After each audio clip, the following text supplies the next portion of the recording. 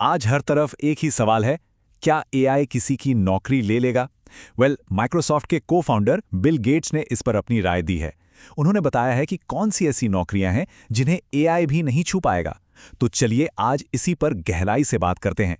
और सच कहूं तो ये सवाल ये हर किसी के दिमाग में घूम रहा है ना? कोई किसी भी फील्ड में हो, एआई इतनी तेजी से हर जगह आ रहा है कि ये डर लगना मतलब बिल्कुल जायज़ है। पर क्या कहानी बस इतनी ही है? देखिए, एआई यानी आर्टिफिशियल इंटेलिजेंस अब कोई साई-फाई मूवी की बात नहीं रह गई है। ये हम सब की रोज की जिंदगी का हिस्सा बन चुका है। और 2022 में जब से ओपन एआई का चैट जीपीटी आया है, तब से तो इसने जॉब्स के पूरे सीन को ही हिला कर रख दिया है। एक ऐसा चैलेंज खड़ा कर दिया है जिसके बारे में शायद ही किसी ने सोचा होगा। तो जो नौकरियां सेफ हैं उनकी बात तो हम करेंगे ही, लेकिन उससे पहले ये समझना बहुत ज़रूरी है कि आखिर एआई कहाँ-कहाँ इंसानों की जगह ले रहा है। जरा सोचकर देखिए, एआई आजकल ब्लॉग लिख रहा है, स्क्रिप्ट बना रहा है, कस्टमर सर्विस में चैटबॉट लगे हुए हैं और अकाउंटिंग में जहां घंटों लगते थे वहां एआई मिनटों में रिपोर्ट तैयार कर दे रहा है। और जानते हैं क्या? ये तो बस शुरुआत है। एनवीडिया के जेनसन हुआंग और ओपन एआई के सैम ऑल्टमैन जैसे बड़े बड़े टेक दिग्गज तो ये तक कह रहे हैं कि आने वाले टाइम में शायद कोडर्स की भी जरूरत ना पड़े। लेकिन इस पूरी कहानी का एक दूसरा साइड भी है। बिल गेट्स कहते हैं कि एआई चाहे जितना भी आगे बढ़ जाए, सिर्फ तीन प्रोफेशंस ऐसे हैं जहां इंसानों की जगह कोई नहीं ले सकता। क्यों? क्योंकि उनमें वो एक ह्यूमन टच चाहिए होता है।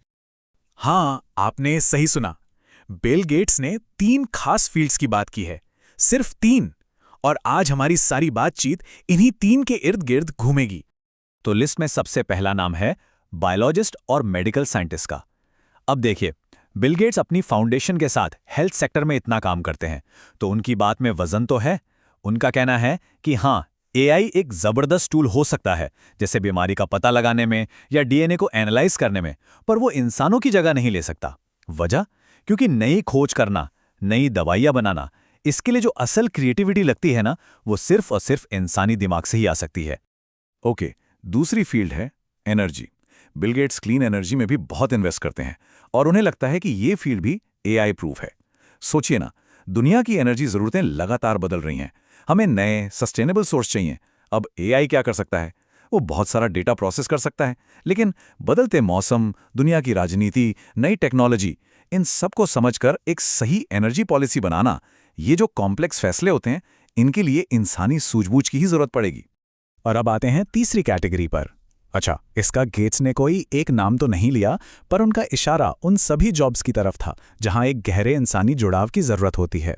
आसान भाषा में समझें तो कोई भी ऐसा काम जिसमें हमदर्दी हो, क्रिएटिविटी हो, सही गलत की समझ हो, जैसे एक टीचर जो किसी स्टूडेंट को मोटिवेट करता है, या एक आर्टिस्ट जो अपनी कला से हमारे अंदर इमोशंस जगाता है, या फिर एक थेरेपिस्ट जो किसी की परेशानियों को समझता है। ये चीजें ये एआई के बस की बात नहीं है। तो सवाल ये उठता है कि आखिर इन जॉब्स में ऐसा क्या खास है, क्या चीज इन्हें एआई से बचाती है? इसका जवाब छिपा है एआई के लिमिट्स में और इंसानों की काबिलियत के बीच के एक बहुत बड़े फर्क में। चलिए बायोलॉजी का ही उदाहरण लेते हैं। इससे ये फर्क एकदम क्रिस्टल क्लियर हो जाएगा। एआई क्या कर सकता है? वो मौजूदा डेटा को छान सकता है, बीमारियों के पैटर्न पकड़ सकता है, लेकिन क्या वो एक बिल्कुल नई साइंटिफिक थ्योरी बना सकता है? नहीं। वो ये नहीं सोच सकता कि चलो इस आइडिया पे एक्सपेरिमेंट करके देखते हैं, शायद कुछ नया मिल जाए। ये जो नई सोच है ना, वो यूरेका वाला मोमेंट, वो 100% इंसानी है। और असल में यही तो पूरी बात का निचोड़ है। एआई एक रिपोर्ट तैयार कर सकता है, पर सही इलाज क्या होगा, ये फैसला तो एक इंसान ही करेगा। ये बात बिल्कुल साफ कर देती है कि एआई एक कमाल का असिस्टेंट तो हो सकता है, पर फाइनल डिसीजन वो हमेशा इंसान का ही रहेगा, खासकर जब बात जिंदगी और सेहत की हो। तो अब देखिए, ये मामला सिर्फ कुछ गिनी चुनी जॉब्स का नहीं है। असल में ये उन खास इंसानी स्किल्स के बारे में है जो आने वाले टाइम में हर प्रोफेशन में मतलब बेशकीमती होने वाली हैं। बिल गेट्स के मुताबिक ये 3 ही वो सुपर पावर्स हैं। पहली, क्रिएटिविटी यानी कुछ नया सोचना। दूसरी, डिसीजन मेकिंग मतलब मुश्किल हालात में सही फैसला लेना। और तीसरी, इमोशनल समझ यानी दूसरों की भावनाओं को समझना। एआई के लिए इन चीजों की नकल करना मतलब नामुमकिन के बराबर है, और यही वो स्किल्स हैं जो फ्यूचर में किसी के भी करियर को सेफ बनाएंगी। तो चलिए अब इस सारी जानकारी को थोड़ा प्रैक्टिकल बनाते हैं।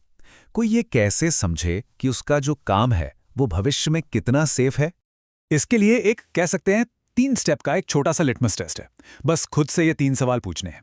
पहला, क्या काम में सचमुच की क्रिएटिविटी लगती है? दूसरा, क्या इसमें मुश्किल ऐसी प्रॉब्लम सुलझानी पड़ती हैं जो बार बार एक जैसी ना हो? और तीसरा, क्या काम इंसानी भावनाओं को समझने पर टिका है?